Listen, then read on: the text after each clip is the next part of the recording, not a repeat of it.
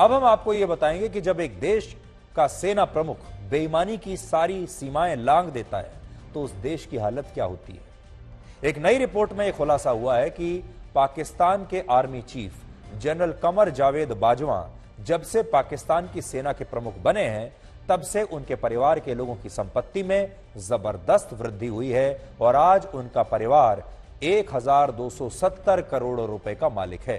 1270 करोड़ रुपया उनके परिवार के पास है। पाकिस्तान पर इस समय लगभग 63 लाख करोड़ रुपए का कर्ज है।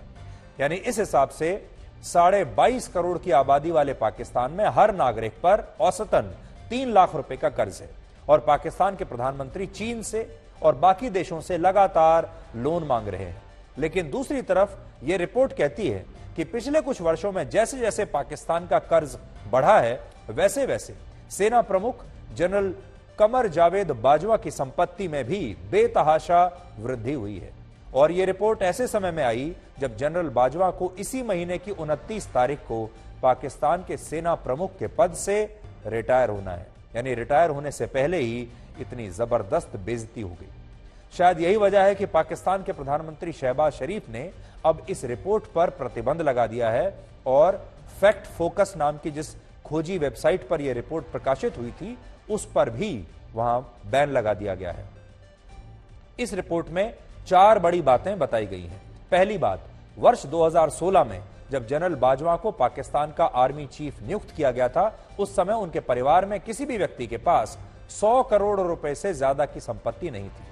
लेकिन बाद में अचानक से सभी सदस्यों के नाम पर करोड़ों रुपए की जमीनें, सैकड़ों करोड़ की जमीनें खरीदी गईं और उनके नाम पर विदेशों में अलग अलग कंपनियां भी बना दी गई।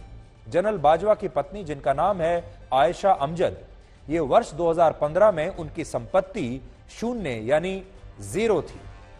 2015 में उनके पास कोई संपत्ति नहीं थी और खुद को वो एक हाउसवाइफ बताती थी जिसकी कोई आमदनी नहीं है।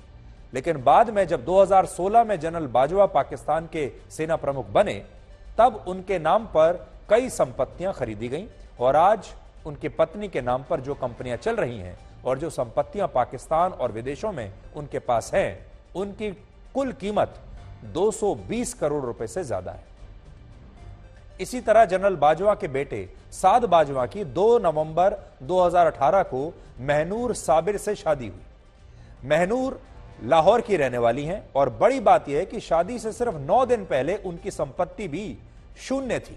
उनके पास कोई संपत्ति नहीं थी, कोई निजी संपत्ति नहीं थी। लेकिन 9 दिन के बाद जब उनकी शादी जनरल बाजवा के बेटे से हुई तो उनके नाम पर 8 से ज्यादा प्लॉट्स और जमीनें ट्रांसफर कर दी गईं और आज उनके पास भी 100 करोड़ से ज्यादा की संपत्ति है। इसके अलावा ब्रिटेन, अमेरिका और दूसरे देशों में जनरल बाजवा के परिवार के सदस्यों के नाम पर कई संपत्तियां हैं और यहां उनका परिवार अलग अलग कंपनियों के नाम से व्यापार कर रहा है और आज जनरल बाजवा के परिवार के पास कुल मिलाकर 1270 करोड़ रुपए के आसपास की संपत्ति है। लेकिन अब आप यह भी देखिए कि भारत की सेना प्रमुख और पाकिस्तान के सेना प्रमुख में बुनियादी अंतर क्या है।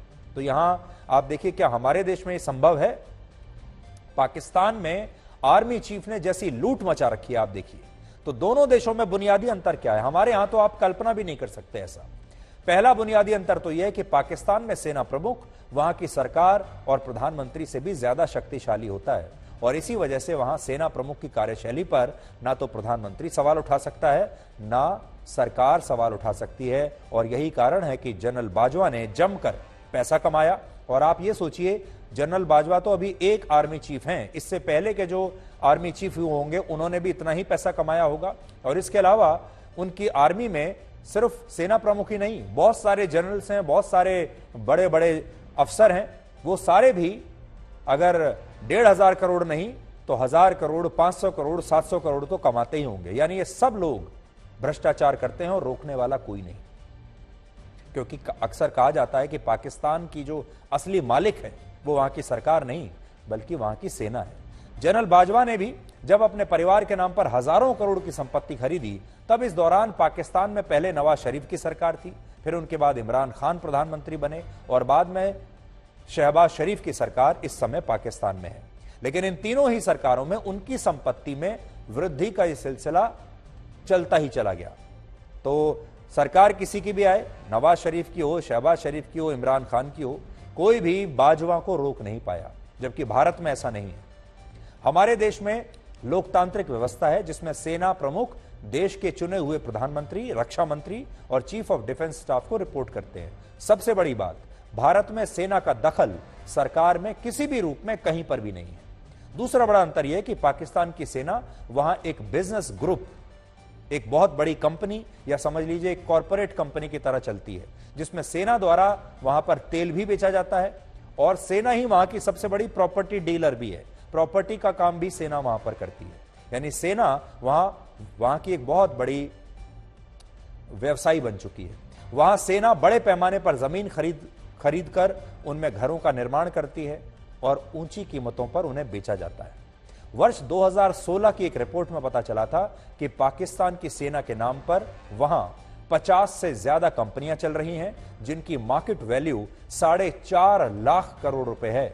यह कीमत आपको हम पाकिस्तानी रुपए में बता रहे हैं, लेकिन भारत में आपको ऐसा कुछ नहीं मिलेगा। भारत की सेना पाकिस्तान की सेना की तरह व्यापारी नहीं है, बल्कि हमारी सेना सिर्फ सीमा की सुरक्षा करती है और देश के लोगों की सेवा करती है। जहां जहां भी कोई विपदा आती है, हमारी सेना वहां पर पहुंचती है और हमारी सेना प्रोफेशनल है। जनरल बाजवा को लेकर इस रिपोर्ट के 3 बड़े असर अब पाकिस्तान की राजनीति में आपको दिखाई देंगे, क्योंकि बड़ा सवाल यह है कि इस रिपोर्ट के बाद होगा क्या।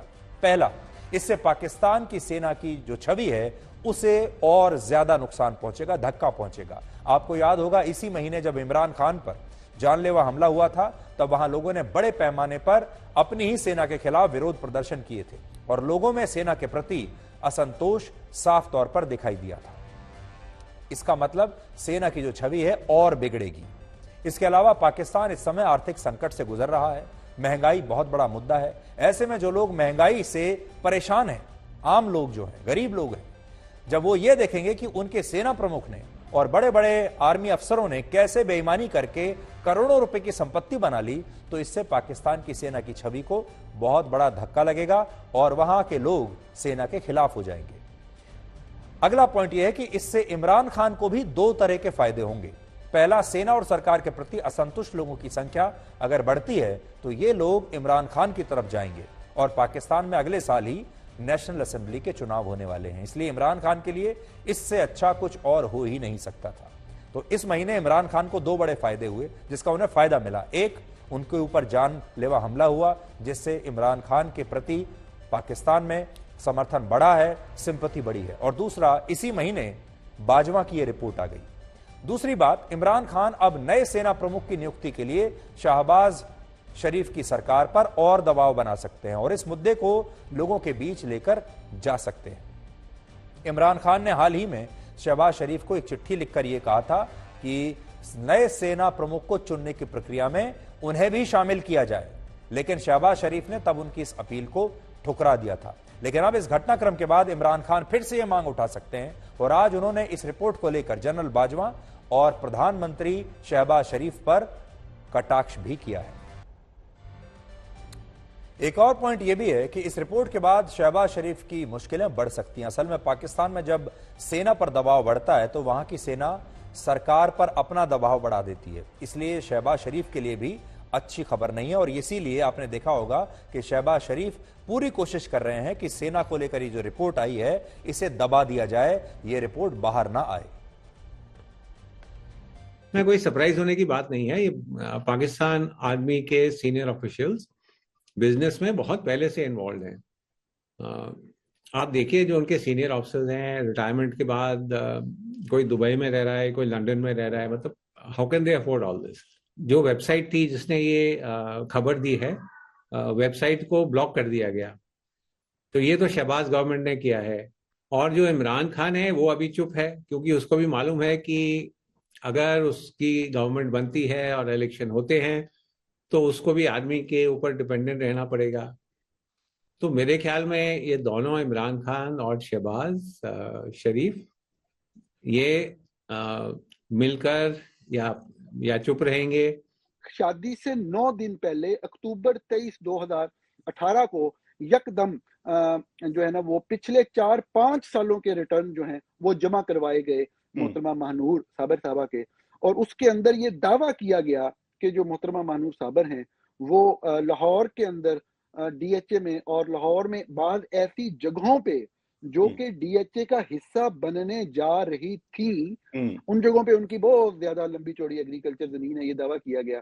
फिर उसमें दावा किया गया कि गुजरांवाला एक शहर है, तो वहां पे उनकी एलोकेशन हुई है 8 प्लाटों की डीएचए के अंदर। ये कैसे मुमकिन है कि एक ऐसी प्रॉपर्टी इनके नाम पे आ रही है शादी से 9 दिन पहले, जो पहले इनकी ना मां के नाम है ना बाप के नाम है।